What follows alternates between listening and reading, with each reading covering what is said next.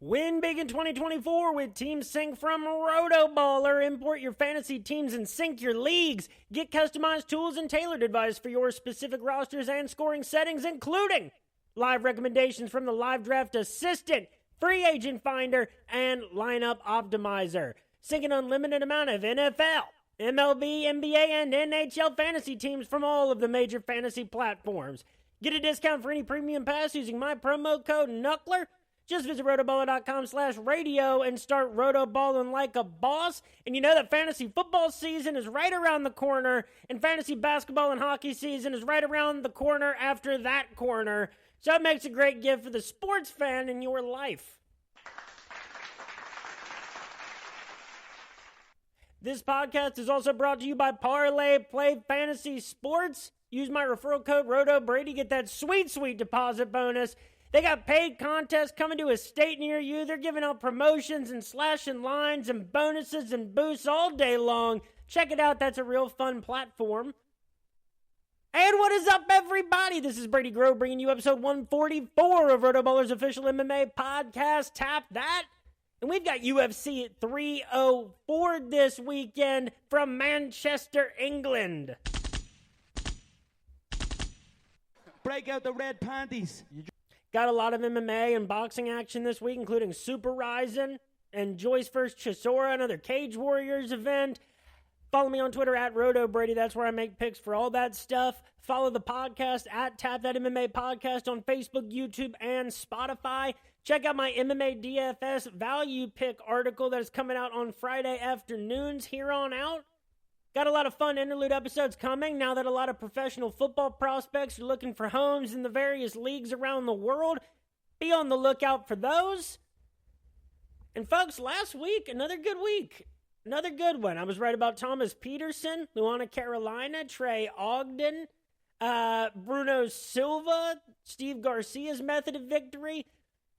A lot of good ones there. I was very, very wrong on Amanda Lemos. And, you know, the Ultimate Fighter guys, Kurt Holloway and Cody Gibson, definitely wrong about them. Bill Algeo got worked. Keller did not come out with the crazy upset. Miranda Maverick was, made easy work of stuff. Trey Ogden did have to, sort of lay and pray. That for sure happened. But no, that ended up being a pretty good week. And we're going to have Connor Bone Sloan on coming up soon because we got some rule changes in this sport to talk about. Fantastic. Everybody's glad to hear it except for John Jones. That's the weird what if on his record. But folks, come out to the RotoBaller MMA Discord on Saturday. This event starts at 6 p.m. It's going to be super late across the pond. But come out to the MMA Discord, RotoBaller. We'll talk DFS and sports betting strategy for UFC 304. We've got 14 fights on this card. Let's get right into it. Starting off with a strawweight matchup between Shauna Bannon, 5-1 as a pro, and Elise Ardelean. Okay, Ardelean. Believe has quite a social media presence. And where's this at now? There we go. She is the plus 142 underdog. Shauna Bannon is the minus 170 favorite. Let's start with Elise. 9-5 as a professional, 32 years old, 4 knockouts, 4 submissions, 1 decision. Coming from UFT, has a fight in EFC, that's something. But her career, since 2019, she's only fought 4 times. And not in very high-level organizations. Now, I will say, one of her last professional loss is Weili Zhang in Top FC 11.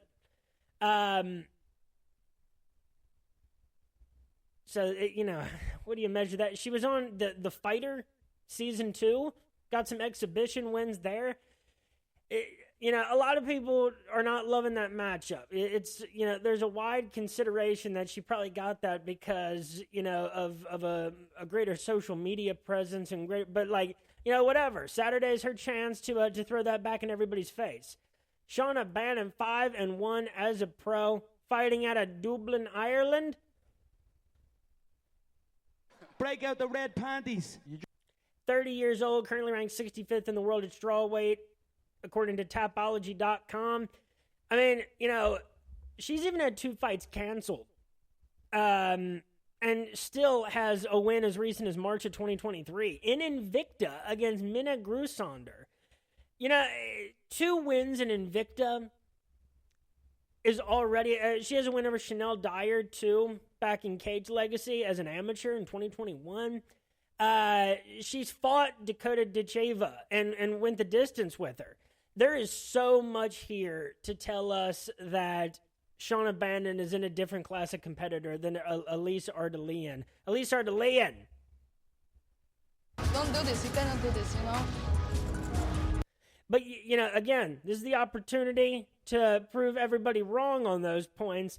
I'll say, Shauna Bannon minus 170. I think she wins 75, maybe 80 of these fights out of 100. I honestly think that is a fantastic value. And then, I don't know, I think by decision, that's, I've seen that at minus 50. That doesn't make any sense. It's early. I think, Bannon inside the distance and by decision are probably of about equal value here. Most of her career wins, her last 4 professional fights have all gone the distance. Elise Ardelean, she was finished in her last loss, but it was to Weili Zhang. So it's hard to really count that. She's kind of used to putting people away early too. So I don't know if that has an effect on where, how she'll be able to carry herself in the second and third round. Either way, I'm very comfortable with Shauna Bannon at minus 170. Decision and inside the distance, I think, are of equal value. Next up, we've got a heavyweight matchup between Mick Parkin and Lucas Brzezki. Brzezki, the plus 235 underdog. Mick Parkin, the minus 305 favorite. Let's start off with Lucas Brzezki, a guy that, I'll say I've given a lot of flack to over, his career. Has that win on the Contender Series and had 3 straight losses to Martin Bidet. Even though he outstruck him 118-66, I still think that he did lose that decision the way it played out. He got taken down 8 times by Carl Williams, and he got knocked out in the first round by Waldo Cortez Acosta. I will say, Martin Bidet might not be very good, but he's kryptonite to a guy who's really not that good. So it's hard. That's exactly what I would expect to happen in that fight with Martin Bidet. But, to his credit, his last 2 losses were to, as much of a prospect as the heavyweight division kind of has right now, outside that, that top 10.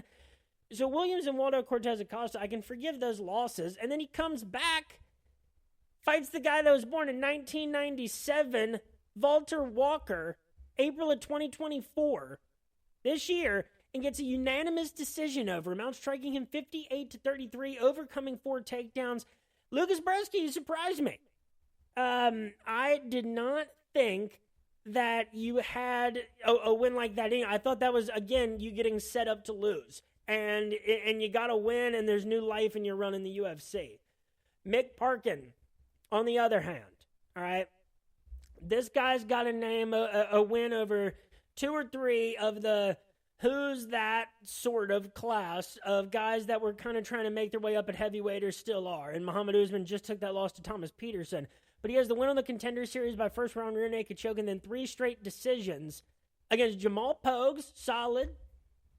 Cal Machado, who's now lost 2 in a row, but one of those is to Mick Parkin. And Muhammad Usman outstruck him 72-57, outstruck Pogues 95-36. It's been a solid run for Mick Parkin. And this is a tough one to call.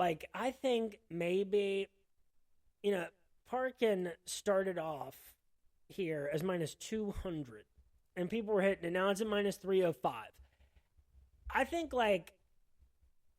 we don't have a reason to not really believe in Mick Parkin at this point. Walter Walker was untested. Mick Parkin has 3 wins against guys that, if you're not that good, you probably drop 1, 2. Over those 3. Pogues can be tough, too.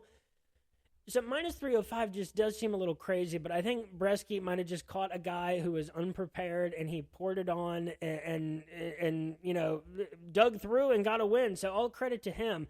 I think Mick Parkin does probably win this fight, probably 75 to 80 times out of 100. Minus 305, not my favorite. I think Parkin by decision is where you're getting your value here. And Bresky, I don't know. I don't know. If you go Bresky, there's no reason to pick a method of victory. Just go plus 235. That number seems reasonable, but it's just, I think that when your best wins are Muhammad Usman and Jamal Pogues, there's still question marks, and Lucas Bresky's coming off that was a good performance. So these numbers don't seem reactionary. Usually that's a good thing, but I don't know. Any fight at heavyweight between guys like this makes me nervous when one guy is such a heavy favorite. And I don't believe enough in Lucas Bresky to take him as an underdog. But it's don't risk too much for Mick Parkin on Saturday. The home crowd should be a big deal, though. I think it's going to be a big deal for a lot of these guys.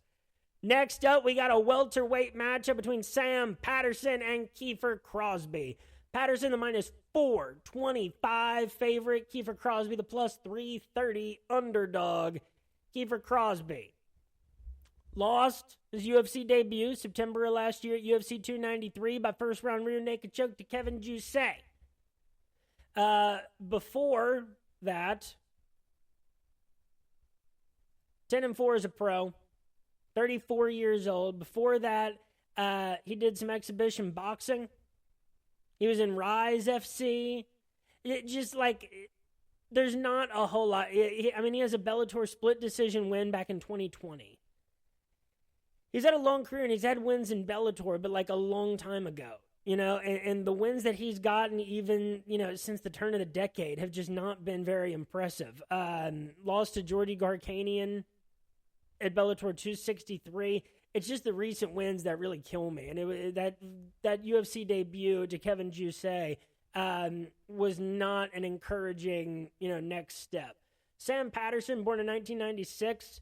This is a guy that after his fight against Yanel Ashmouz, I lost a little bit of faith in him because I really liked him in that fight. I think he might have been a slight underdog even, or he might have been more of a heavy favorite, and people were going with him in DFS. And he gets knocked out in the first round after that beautiful Contender Series submission victory. Then he bounces back January of this year at UFC 297, gets the rear naked choke in the first round against Johan Lanesi.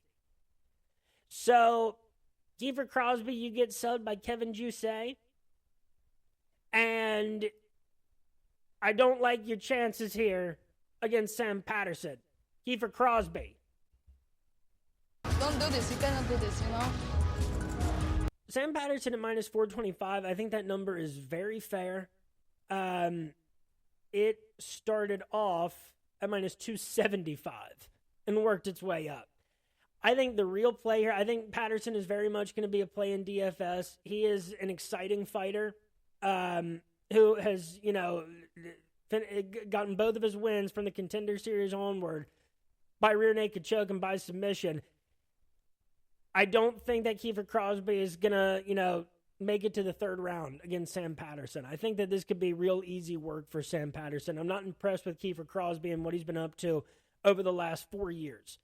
So Sam Patterson probably wins this fight 80 to 85 times out of 100 by submission. Hit it.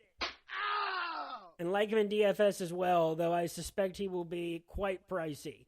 Next up, a fight that was on the main card.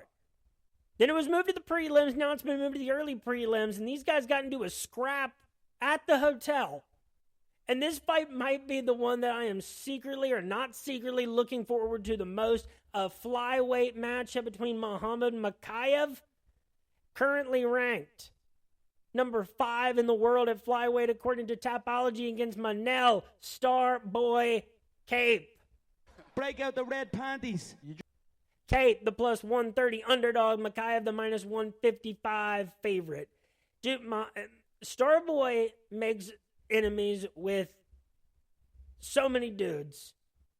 It has made this matchup a lot more entertaining. It's pretty crazy to start that kind of beef with somebody. And the whole story about the headbutt that he gave Makayev in the parking lot or something a while back. Starboy's nuts, all right? He's coming off 4 straight wins. And he was supposed to have so many great fights that didn't end up happening. So many people had that Starboy by the end of 2024 will be the flyweight champion ticket. And then he's got fights with Alex Perez, Davison Figueiredo, Kai Kara-France, Matheus Nicolau twice, both canceled. He's had 7 UFC fights canceled. No, more. More, actually, because he had 2 canceled before he even debuted. And some of this ends up being very, very much his fault. And so I was super mad at him. But even still, the whole, like, the chances that he could be the flyweight champion by the end of 2024, it's not 0%. That is important about this matchup is with you know, the way that the last title shot was given at flyweight, who the hell knows what fight could result in a number 1 contender. So anyway, Kate, did I switch between Cop and Cape? I'm sticking with Cape. 4-fight winning streak, 2 knockouts against Ode Osborne and Zhalgas Zhumagulov, and then 2 straight decisions against Felipe dos Santos. That was a replacement fight where he was kind of messing around, and I didn't like that either. But he does have the, you know, kind of the what's the word, hallmark win so far against David Dvorak by unanimous decision. The most important thing is, like, we saw him land 112 strikes against Felipe dos Santos, but in his last 4 fights, he has had 5 combined knockdowns. He's doing his damage on the feet, you know, and he's a very exciting fighter to watch. But, you know, where we have seen him get into trouble is guys that can match his volume. Again,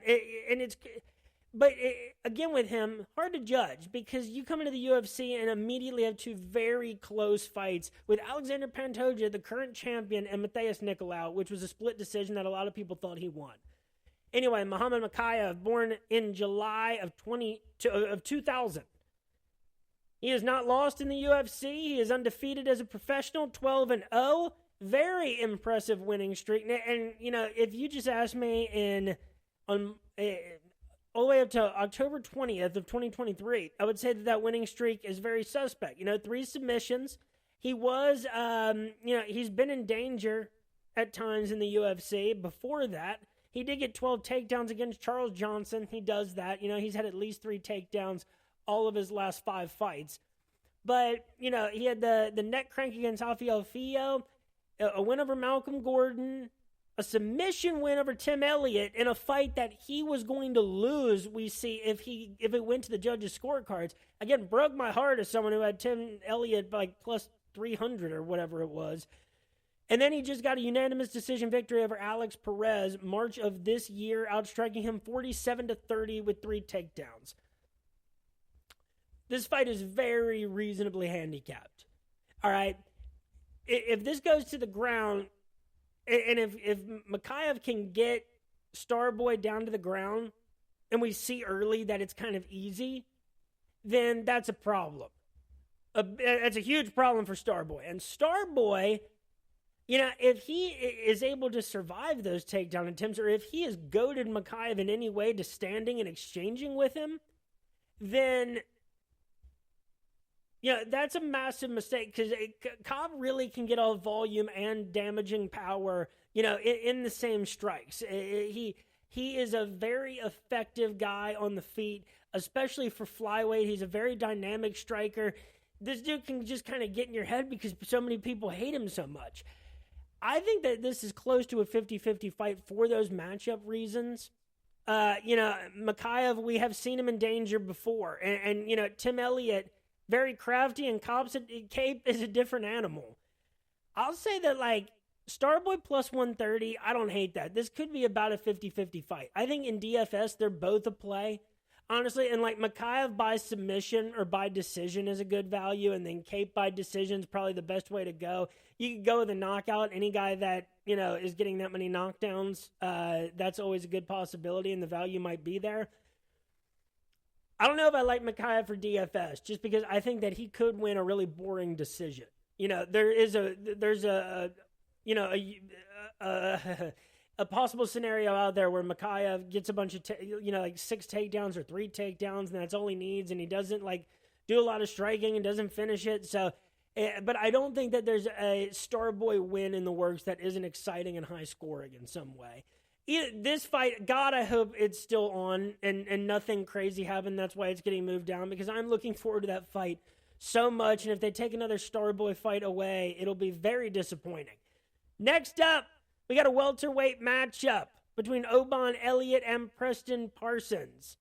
Elliott, the plus 120 underdog. Parsons, the minus 142 favorite.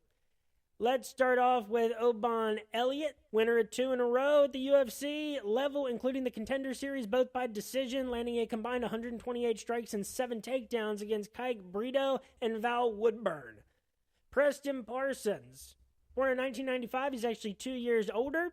All right, this is another thing. Like, after Preston Parsons had lost 2 of 3 in the UFC to D-Rod and Trevin Giles, with the only win being Evan Elder, I was kind of ready to give up on that dude, too. But really did a number on Matthew Semelsberger in January of this year at UFC Fight Night Ankalaev vs. Walker, beating him by unanimous decision, landing 7 takedowns. In his 2 UFC wins against Evan Elder and Semelsberger, he has landed a combined 122 strikes and 11 takedowns.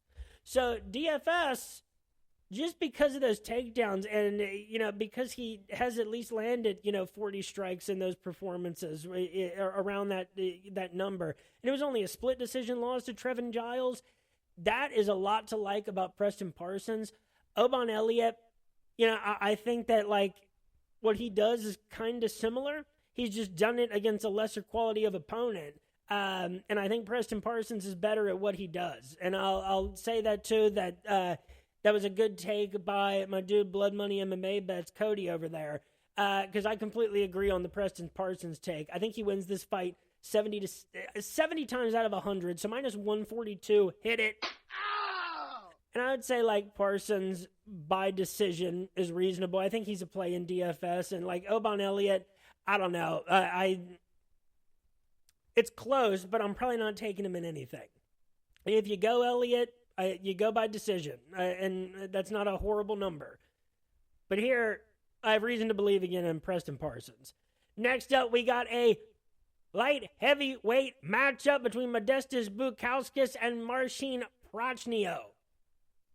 And I'm going to have to scroll. Yep. Prachnio, the plus 130 underdog. Bukauskas, the minus 155 favorite. Let's talk about Prachnio first. Always an interesting case. This guy seems like he loses way more than he does, because he's won 4 of his last 6 fights, with a win over Khalil Roundtree, a knockout of Ike Villanueva, all right? A unanimous decision, a dominant win, 79-8 in the striking over William Knight, and then landed 101 strikes, winning by decision over Devin Clark. His only losses in that time, Felipe Lins and Vitor Petrino. He did get finished by Petrino. But Prachnio really has recovered nicely, and even against pretty decent opponents. Since his 3-fight losing streak coming into the UFC that started February of 2018. Bukauskas, another guy where I feel like the narrative is weird on. I feel like this is a guy, too, that I'd be higher on, and I feel better about. And it's I feel like he's given me reasons that, to have some confidence in him moving forward. But this guy has lost 4 of his last 6. To Jimmy Crute, to Michael Alexijuk, to Khalil Roundtree. His 2 wins are by, a very close decision over Tyson Pedro, and then a unanimous decision over Zach Pauga when he got outstruck 67-56 and taken down once. He's coming off a second-round knockout to Vitor Petrino, where he only landed 9 strikes. This feels like a trap, but I'm going to do it again because it worked for me against Devin Clark. Marcin Prachnio. I think this is a 50-50 matchup. That's giving credit to maybe the higher upward trajectory of Bukauskas. But at this level, almost any Marcin Prachnio fight kind of turns into a 50-50. And he's fought some big dudes. He's been around the block, faced a lot of different people, and he's just come out victorious more times than not over a really nice sample size. Prachnio plus 130, hit it. Ow! And I might look really wrong, Bukauskas might look better than he ever has. But Prochnow has just proven too tough time and time again in these kinds of, close matchups, especially where he's the slight underdog. And I am going to like Prochnow in DFS as a value play. I do not think he's going to be expensive. And, the last, 4 wins that he's had have been, good scoring outings. Next up, we got a bantamweight matchup between Jake Hadley and Callan Lufran. And I got to go back up again. Nope. There we go. Hadley, the plus 164 underdog. Callan, the minus 198 favorite. Let's start off with Callan Lufran, 9-1 as a professional, 28 years old. Currently ranked as the number 75 bantamweight in the world. 5 wins by knockout, 2 by submission, 2 by decision. Lost his UFC debut to Taylor Lapilus by unanimous decision after coming in from Cage Warriors. His last fight there was May of 2023. He was their bantamweight champion. And he's coming off a unanimous decision victory over Angel Pacheco March of this year. In that fight, he landed 140 strikes and 3 takedowns to Pacheco's 88. He did get outstruck 84-48. Against Taylor Lapilus, he did get 2 takedowns in that matchup. Lapilus, though, has now won 5 of 7 fights in the UFC, kind of quietly. Jake Hadley, also born in 1996. This guy's had to fight some tough flyweights. Alan Nascimento, who beat him by unanimous decision. He only landed 8 strikes in that fight. He got his win over Mitch Raposo in the Contender Series, wins over Carlos Candelario and Malcolm Gordon, both inside the distance. Landed 90 strikes against Candelario, too. Coming off 2 straight unanimous decision losses to Cody Durden and Charles Johnson. And honestly, after this past week, these past couple weeks, neither of those looks bad. Jake Hadley has had to fight some tough fighters, and I feel like he was on the wrong end of some upsets. But, but it does remain that some of those fights were at flyweight. That is important. But end of the day, his best win is Malcolm Gordon. Lufran with the win over Pacheco, that was impressive. The volume that he put up. It's important that Hadley is British. It is also important that Callan Lufran is Irish. I don't know, what the crowd mixture is going to be. You got to think there'd be some people there. Yeah, I think Lufran might be a little bit too tough for Hadley. You got finished, or not finished, but it should have been maybe a little bit clipped, but you got pretty worked by Cody Durden and Charles Johnson. You got thoroughly beaten in those. And Lufran looks like he's well on his way up. We can't hold the Taylor Lapilus fight too heavily against him, who's coming off a win over Cody Stamen just a handful of weeks ago. So I don't know. This one's tough. I don't think maybe Jake Hadley is as out of it as some people would want to think. He started off at plus 150. This hasn't moved a whole lot. I'd say probably Lufran wins this fight like 70 to 75 times out of 100. Minus 198 seems a little bit crazy. I think like Lufran by decision makes sense. That's minus 105. Hadley inside the distance, that's plus 500. I think that's probably where you go with those two. I could see using both of them in DFS, but like I do have some questions about a guy, who's is 1-1 in the UFC compared to a guy like Hadley who's been through a little bit of the ringer of what flyweight and bantamweight has to offer. Next up, we got a women's strawweight matchup between Meatball Molly McCann, the minus 340 favorite, and Bruna Brazil, the plus 270 underdog. Let's start off with Bruna Brazil. 2-2 in the UFC, counting the Contender Series. She has a win over Marnik Mann there, and is coming off a unanimous decision win over Shauna Bannon. Loser of 2 of her last 3, though. Got knocked out by Denise Gomez and is coming off a unanimous decision loss February of this year to Loma Luke Boonmay. Got outstruck 58-28. They each landed a takedown. The fight with Shauna Bannon was very close too. Molly McCann, only 3 years older, And, it's been over kind of an extended stretch, and her moments, like her peaks, have been awesome. And then, it's been quiet, but, she has the, people know her and, associated with Patty Pimblett. So she stays on people's radars, and people love Meatball Molly. Winner of 4 of her last 6. And, let's say, 7 of her last 11. There we go. Whew. But loser of 2 of her last 3. It's been a weird sample size because she had those 2 spinning back elbow knockouts over Luana Carolina and Hannah Goldie after a unanimous decision victory with 127 strikes against Yi Jiang Kim. Lost both by submission to Erin Blanchfield and Julia Stolyarenko, coming off a round 1 armbar against Diana Belbita. So, I think, you got to think Meatball Molly here.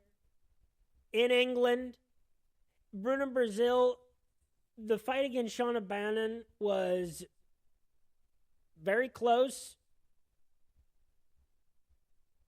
But the win over Marnik Mann doesn't mean a whole lot to me. Got pretty pieced up by Denise Gomez and pretty, thoroughly beaten by Loma. This is a fight that's set up for Molly to get a big win in front of a home crowd. I think that makes a lot of sense.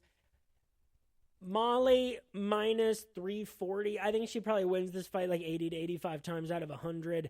Molly by knockout is plus 200. Molly inside the distance plus 140. I love them both. Hit them. And I think you go with Molly in DFS too. I think she's very much in play, but she's going to be expensive as well. Next up, we got a featherweight matchup between Nathaniel Wood and Daniel Pineda. Nathaniel Wood, the minus 425 favorite. Damn. Nick, one comment, man. One comment. No, don't be scared, homie. Pineda, the plus 330 underdog. Pineda. 2 wins in his last 7 UFC fights. And you have to go back to, oh my God. 2 wins since April of 2013. Because Daniel Pineda has been around for a long time. His first UFC fight was January of 2012. One of his wins is Justin Lawrence on the Ultimate Fighter finale. Losses to Diego Brandao. He's beaten Herbert Burns. That was 4 years ago now. His most recent win is Tucker Lutz by second-round guillotine March of last year, coming off a unanimous decision loss to Bruce Leroy Alex Caceres June of last year. Has that no contest in the fight he was losing against Andre Fili.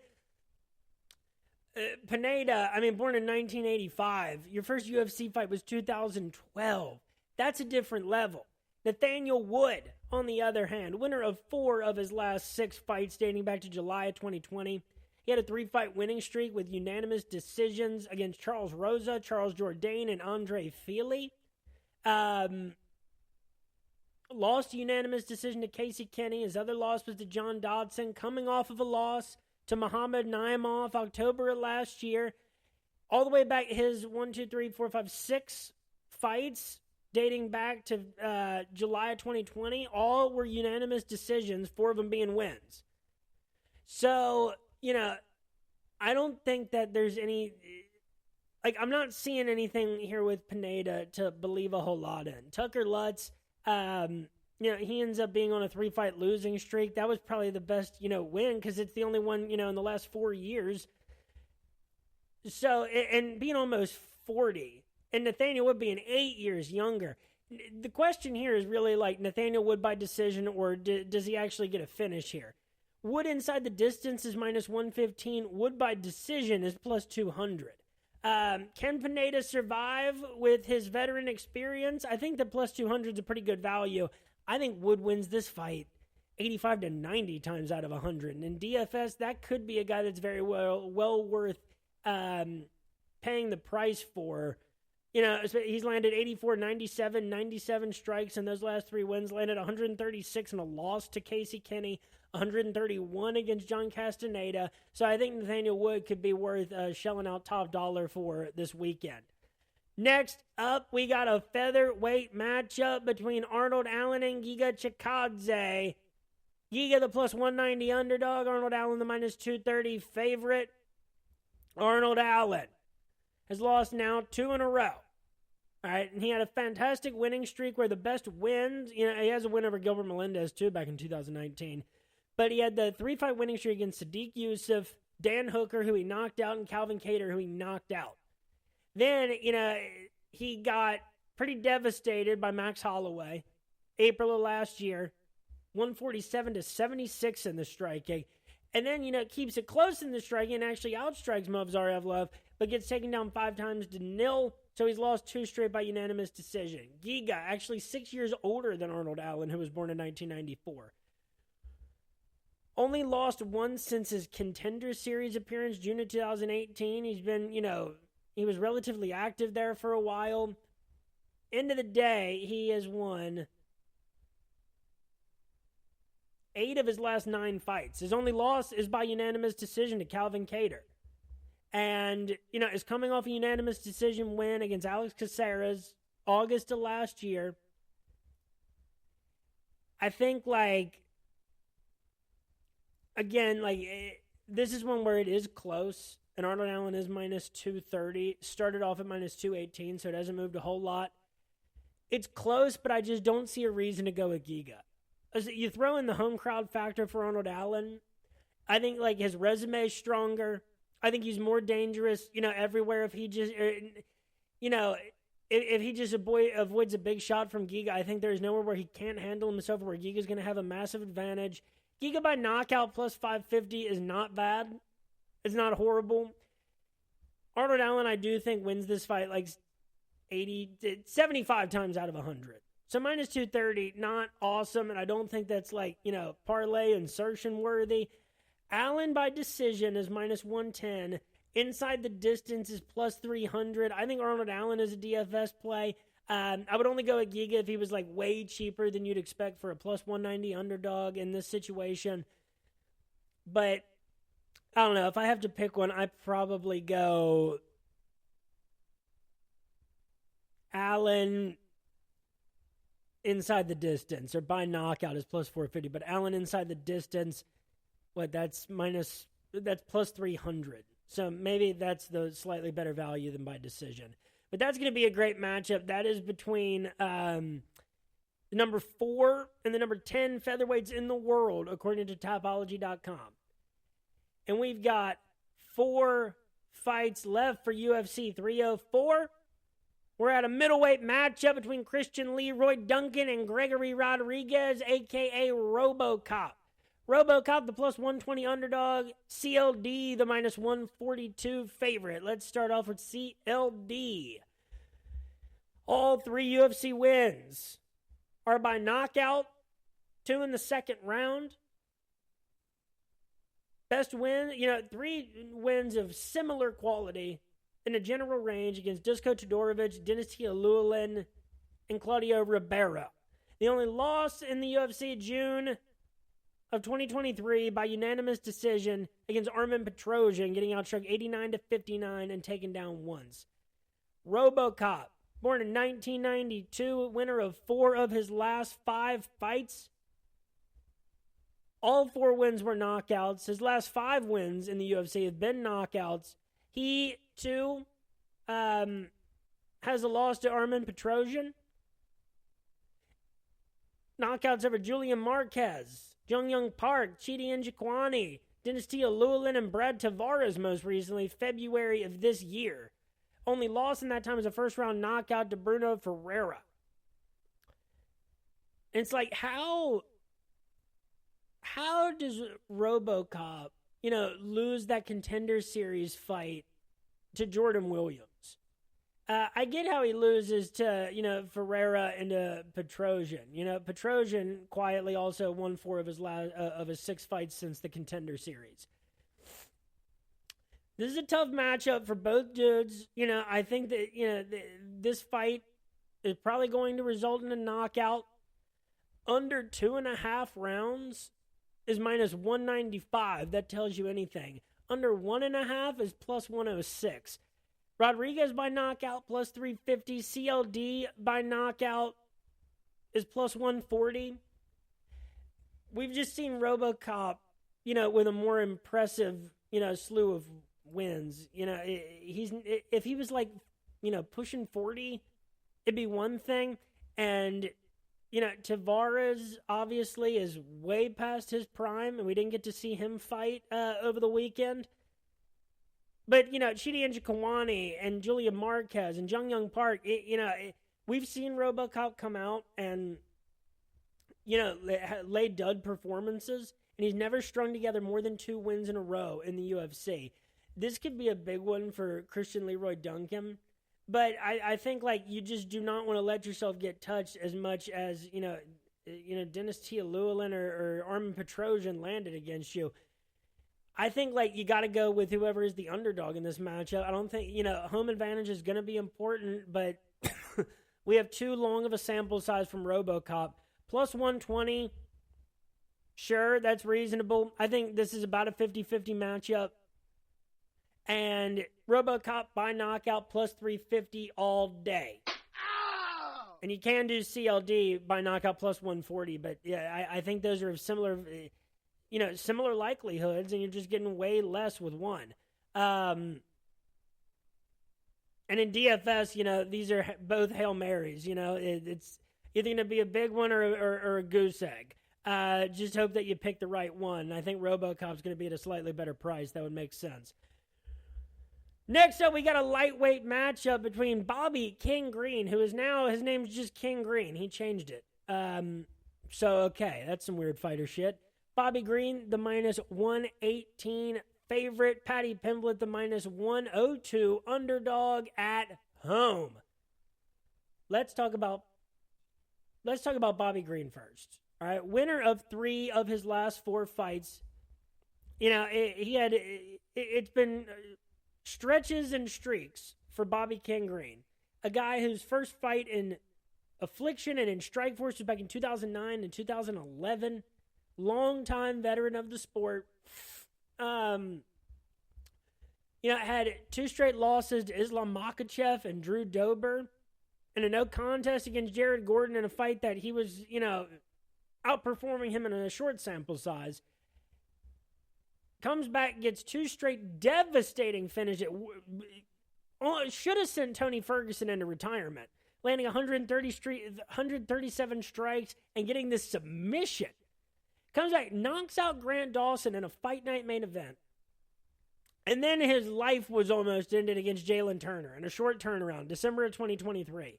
But since then, a UFC 300, got a really nice win against Jim Miller by unanimous decision, landing 186 strikes and a knockdown. Got a takedown. Patty Pimblett. All right. Statistically, the fight against Tony Ferguson. What the hell?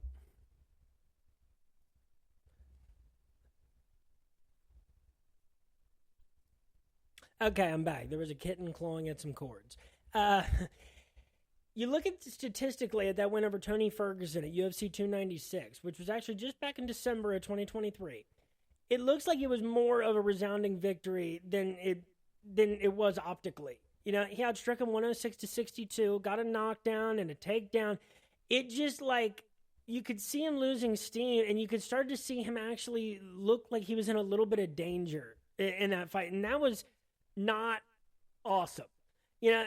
Not good to see against Tony, where if you're a legit, dangerous killer of a prospect, you would now, there's nerves that go into that, but he's been on pay-per-views before. But, it is a big jump up in competition. You're facing, a legend of the division, a legend of the sport, sure. But, those first 3 wins in the UFC, the Jordan Leavitt win, all right, that's an impressive submission to be able to get. He got 3 straight finishes.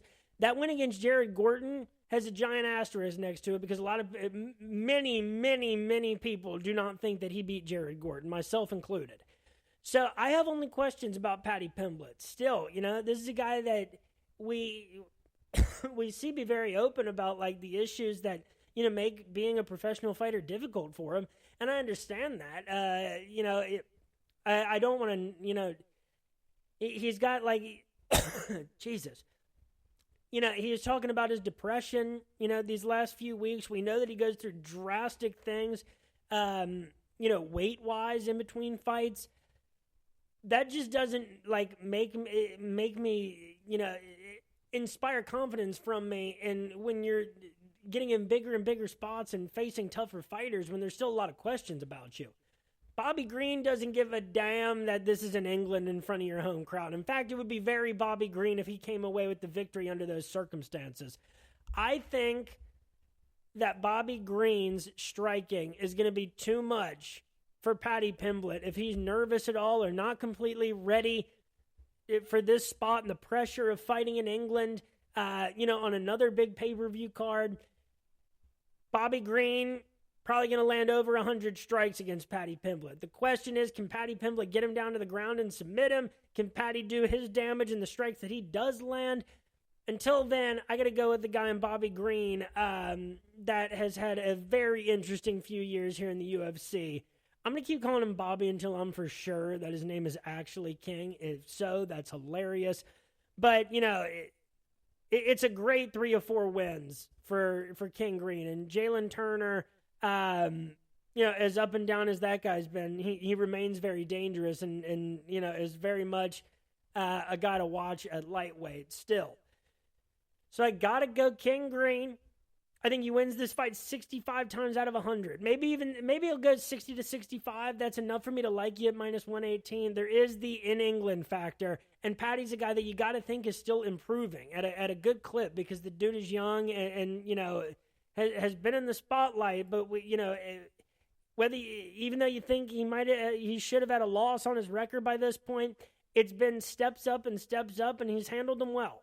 But I still got to go with Bobby Green here in a closely handicapped fight. Next up, we are to the co-main event, and it is for the UFC interim heavyweight championship.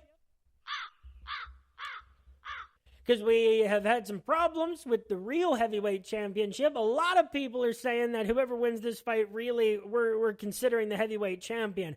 If you're John Jones and you fought so long ago and we're waiting for Stipe for this legacy fight, and every day that goes by, it's less likely to happen. But yet, they're saying that they're planning it. It's in the plans. It's on the calendar. But, John Jones also did get charged with some misdemeanors for threatening some drug testers. Whatever comes of that and whether he's actually guilty of it or not, it's just another wrinkle to that fight actually happening. I digress. Anyway, this is for the interim UFC Heavyweight Championship. Tom Aspinall is the minus 375 favorite. That started off at minus 198. And Curtis Blaydes is the plus 295 underdog. Tom Aspinall, who will be fighting in front of his home crowd, okay, only lost one fight in the UFC, but it was because of that crazy injury in his first fight with Curtis Blaydes back in July of 2022. Comes back almost a year to date after that injury and gets a first-round knockout win over Marcin Tybura, wins the interim belt over Sergey Pavlovich by first-round knockout November last year at UFC 295. Before that, all finishes, wins over Jake Collier, Alan Badeau, okay, Andrei Arlovsky, who he submitted, Sergey Spivak, and Alexander Volkov. Very impressive run for Tom Aspinall. Curtis Blaydes, actually only 2 years older, if you can believe it. So, winner of 4 of his last 5. One of those is against Tom Aspinall, so there is a giant, asterisk by it. Beat Jairzinho Rozenstruik, Chris Daukaus, which is a weird one, even in March of 2022 for Curtis Blaydes to have been fighting. His last 2 losses are both by knockout to Sergey Pavlovich and Derek Lewis. He is coming off a second-round knockout victory over Jailton Almeida. Now, Jailton Almeida, prospect for heavyweight, reason there should be a cruiserweight division, good fighter, promising. Not the same class of prospect even that Tom Aspinall was before he was the interim champion. Here's the thing. Curtis Blaydes has been so close to a title shot so many times and just takes losses right at the wrong moments, doesn't get the right... I mean, he had wins over Mark Hunt and Alistair Overeem in a row back in 2018, just at the wrong times. But But those 2 straight losses by knockout are what I focus on here for, method of victory. Tom Aspinall, his path to victory, you don't want to go to the ground. If someone gets a submission, it's probably Tom Aspinall. But that's going to be a tough one to get against Curtis Blades, who is so good at the downward pressure when he gets, when he's on top. Tom Aspinall by knockout minus 175. Yeah, that's reasonable. It's reasonable in DFS to pay for Tom Aspinall for sure. But, it's this overall money line I take the issue with. Curtis Blades, we were sleeping on him for the Jelton fight, too. And, he got knocked out by Sergey and Derek Lewis, okay? But, what if... what if he gets... Tom Aspinall won't be stupid enough to sit there and take 10 unanswered punches to the temple. Like Jelton Almeida did. But it's easy to imagine Tom Aspinall winning this, right? Because he is the guy, we know the method of victory there is probably that he catches Curtis Blades, and because that's how we've seen Blades losing, and Aspinall did it so quick against Sergey Pavlovich. So by knockout minus 175, that's not bad, but I do think that on the money line, this fight is closer than these odds reflect. That is really counting Curtis Blades way the hell out. Plus 295 is not a bad number. I think Tom Aspinall probably wins this fight 65 to 70 times out of 100. Maybe, but plus 295 is crazy for Curtis Blades. But I think the best bet is Tom Aspinall by knockout. And he'll probably be, decently expensive. But for the way that guy wins fights, I think that price could be very well worth it. And now we are to the main event of the evening. Break out the red panties. These guys were talking shit to each other in the elevator in the hotel, which they hilariously ended up in at the same time. A welterweight championship fight, a rematch between Leon Rocky Edwards in front of his home crowd, minus 258, and Belal Muhammad. Belal, remember the name Muhammad, the plus 210 underdog. Let's talk about Belal first, who has very cleverly made himself one of the most hated, fighters in the MMA fan community. Some people really love him, and a lot of people can't stand him. And it's been brilliant because what was the complaint with him for so long? Is that, he was boring. It's still the complaint about it is that, he rarely finishes fights. And that, he said all the crazy stuff that he does, on the internet, which is designed to get a reaction, and it's worked.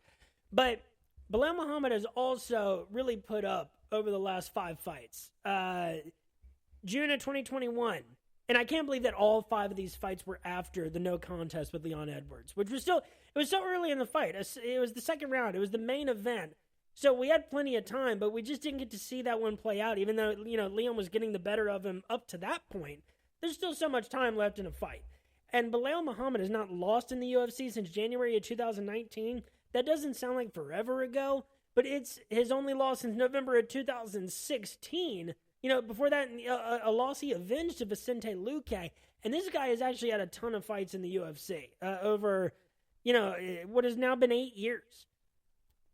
This 5-fight winning streak, Damian Maia, unanimous decision. Stephen Wonderboy Thompson by unanimous decision. He took him down 7 times.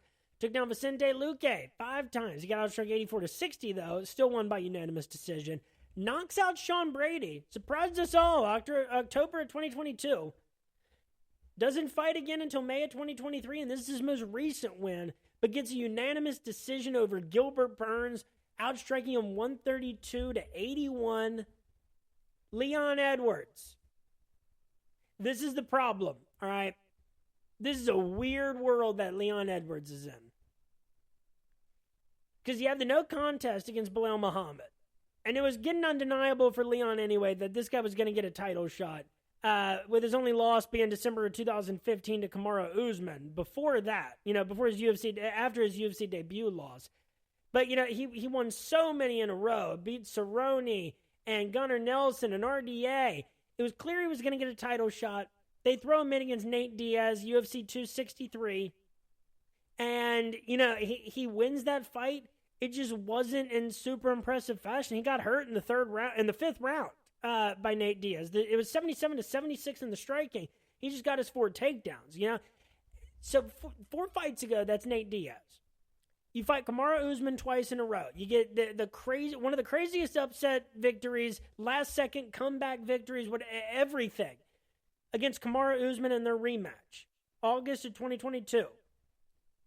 Then a majority decision win over Kamaru Usman, March of 2023, and he got taken down 4 times, but he outstruck Kamaru 120-87, and it was a pretty clear victory, I thought. And then this Colby Covington fight. All the stuff that Colby said, all the heat that went into it at UFC 296, and it was a boring fight. Both dudes seemed real skittish to do anything in that one. They landed only a combined 101 strikes over 5 rounds. They each land 2 takedowns. Colby goes the distance. And honestly, you know, some people, I think like, let's see, one scorecard was 49-46, 49-46, 49-46. They were all 49-46. I saw some different scorecards, and obviously Colby Covington, a polarizing dude that, you know, inspires strong feelings from a lot of different people in multiple directions. But I was just disappointed in Leon after that Colby Covington fight. I thought that was going to be, you know, after how you beat Kamaru, I thought it would be more of a statement. You end the fight on your back, which, fine, you still won the rest of the fight, but you won that fight by such slim margins in every round. You know, Colby did almost nothing. You did just a little bit more than almost nothing. So I just was not impressed by that Colby Covington win. And now, you know, you're telling me your last 3 opponents in 3 years is Nate Diaz, Kamaru Usman, and Colby Covington? You're in that championship kind of BMF-style bubble, Leon. That's 3 weird dudes to have fought over the last few years. So, you know, overall, what do we remember from Leon and Belal? It looked like Leon was getting the better of Belal Muhammad. We didn't get to see how the rest of that fight played out, but Leon Edwards is very strong over, over the course of 5 rounds. And Belal Muhammad finally got a knockout in that time. And got a really nice win over Gilbert Burns that a lot of people did not want him to get. But even look at Gilbert Burns. You know, his last 2 wins since July of 2021 are Neil Magny and Jorge Masvidal. This is a very weird comparison between these 2 dudes to make. I like that Leon is also younger. That is important here. I think that, like, we're going to get a rematch out of these guys. And I think this is probably the last one between them. I don't think Belal wins this. I think that if Belal was like plus 300, you know, I think Belal's route to victory, right? You have to assume that he's going to be able to either impose his will by getting a takedown or match the power and the volume of Leon's strikes. And it's, again, another one of these fights where it's like, I think it's really close, but not in a way that I believe in the guy that I don't think is going to win. You know, because I think there's just there's a slight margin between them in almost every category. And I don't think Belal has any real area of true advantage here that I think is going to make a big difference. Leon minus 258. He started off at minus 298, so this hasn't moved a whole lot. If Belal gets to be a crazy underdog, or if he's really cheap in DFS, like below $14, I could see it. Leon, I just have like questions about how this fight goes. So I don't know if like I'm going to shell out big money in DFS for Leon Edwards. This could be a boring fight because his last fight was against Colby Covington, and Belal Muhammad, not necessarily known as a showstopper in the vast majority of his. So I think Leon Edwards probably wins this fight like 70 to 75 times out of 100. Minus 258, I think that's reasonable and fair. Edwards by decision is the way to go. Plus 100. Belal by decision, plus 350. Those are both reasonable. I think if someone does get the finish, I actually do think it'll be Leon Edwards by knockout, plus 300. Yeah, I think that's the most reasonable inside the distance pick to make. And Belal, you know, by decision, plus, what did I say? Muhammad by decision, plus 350. So I think that there's some method of victory values there. If you go Bilal, you might as well go by decision. If you're going Leon, by decision is the most likely route. But like if you're looking to roll the dice a little bit more, plus not by knockout, not bad either. I'm just probably not thinking about these guys in DFS because I do have plenty of questions about how this fight will play out. Hopefully Bilal Muhammad makes it close. Hopefully these guys create a classic for the great people of London, England. And folks, that is it for episode 144 of RotoBallers Official MMA Podcast. Tap that. Looking forward to UFC 304 this weekend. Break out the red panties. Again, we got a lot of MMA and boxing coming up this week. Follow me on Twitter at RotoBrady for my picks on all that stuff. Follow the podcast at Tap That MMA Podcast. Like, subscribe, comment, leave favorable reviews. Tell your friends at Tap That MMA Podcast on Facebook, YouTube, and Spotify.